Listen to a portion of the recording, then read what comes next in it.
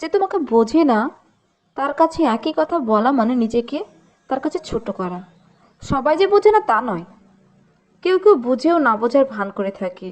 কাউকে এক কথায় একবার দুইবার বড়জোর হলে তিনবার পর্যন্ত বলা যায়, তারপরেও যদি আবারও বলতে হয় তখন বুঝে নিতে হবে মানুষটা তোমার ব্যাপারে বড্ড উদাসীন, অর্থাৎ তোমার কথার তার কাছে কোনো গুরুত্ব নেই।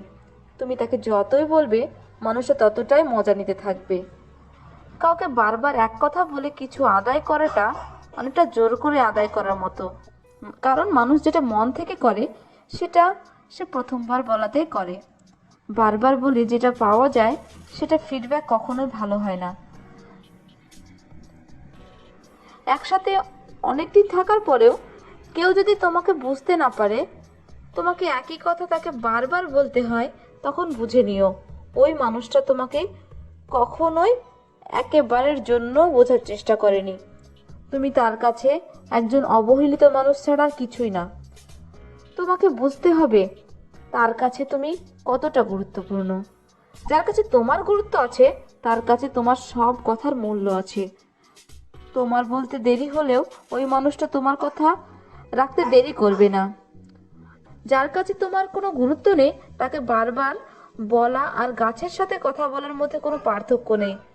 যখন বুঝতে পারবে কেউ তোমার কথায় খুব একটা গুরুত্ব দিচ্ছে না, তখন তাকে আর কিছু বলতে চেও না। কারণ তুমি যতই বলবে ততই ছোট হবে। কারোর কাছে নিজেকে ছোট করার কোনো মানে হয় না।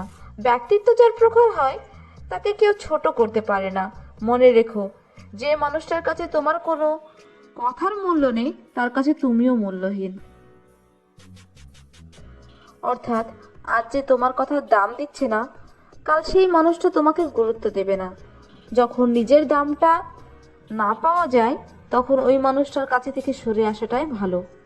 জীবনে ওই মানুষটাকে ধরে রাখো যে তোমার সাথে থাকতে চায়, আর ওই মানুষটাকে আটকে রেখো না যে থাকতে চায় না। আটকে রেখে তুমি কিছু সময় থাকতে পারলেও সারা জীবন পারবে না। আর যে থাকতে চায় তাকে আটকে রাখতে হবে না। সে নিজেই সারা জীবন কাটিয়ে দিতে পারবে তোমার সাথে। জীবন থেকে ওই মানুষটাকে হারিয়ে ফেলো না যে তোমার জীবনে অনেক অবদান রেখেছে, যে তোমার পাশে থেকেছে, তোমাকে ভালোবেসে পরিবর্তন করতে সাহায্য করেছে। মানুষ বেশি কষ্ট পেলে বদলে যায়, অধিক আঘাত পেলে মানুষ হারিয়ে যায়। পাগলের মতো প্রচন্ড ভালোবাসার মানুষটাও হারিয়ে যেতে পারে তোমার অবহেলার কারণে, তোমার আঘাতের কারণে, তোমার থেকে পাওয়া কষ্টগুলির কারণে। প্রচন্ড কেয়ার করা মানুষটাও একদিন চুপ হয়ে যেতে পারে তোমার করা অবহেলার কারণে।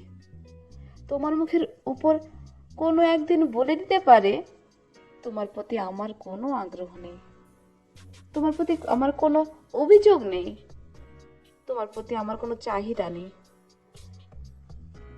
একটুতেই তোমার উপরে রেগে থাকা মানুষটাও একটা সময় আর রাগ করবে না যদি তুমি তার রাগ ভাঙাতে না আসো। মানুষটা মনের ভিতরে অভিমান পুষে রাখবে ঠিকই, কিন্তু তোমাকে কোনোদিন কিছু বলবে না, কারণ তুমি তাকে বোঝো না। তোমার জন্য অধীর আগ্রহে বসে থাকা মানুষটা ব্যস্ত হয়ে পড়বে যদি তুমি তার উপর বিন্দুমাত্র আগ্রহ না দেখাও।